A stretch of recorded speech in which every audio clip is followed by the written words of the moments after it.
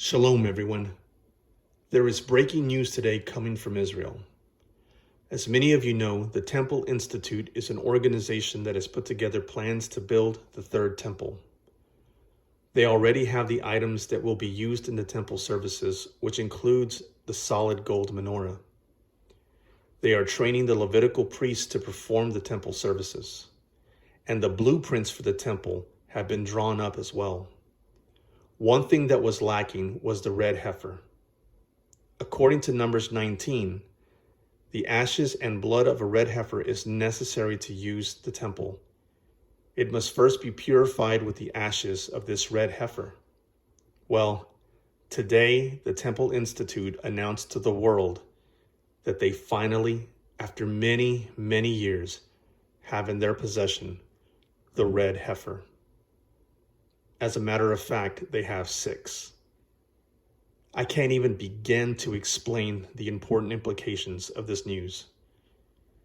During the time of the tribulation, there will in fact be a standing temple. We know this because in the book of Daniel, it says that the Antichrist will make a 7-year covenant with Israel. In the middle of this 7-year covenant, he will stop all animal sacrifices, which is called the abomination of desolation. Yeshua speaks of this also in Matthew 24. In order to have sacrifices, there must at least be an altar. But in 2 Thessalonians, Paul says that during the tribulation, the Antichrist or Anti-Messiah will enter the temple and claim to be God.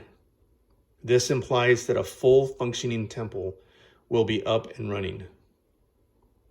Now that they have a red heifer, a perfect red heifer, this process can now begin. In the video that was released from Israel today, the rabbi says, and I quote, "This is history being made, prophecy being fulfilled," end quote. You can see Jews dancing, singing, and blowing their shofars.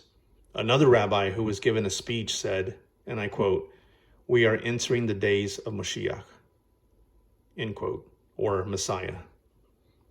Truly amazing to see and hear. It was said that the red heifers will need to be quarantined for 10 days. After the 10 days, they will be released for use.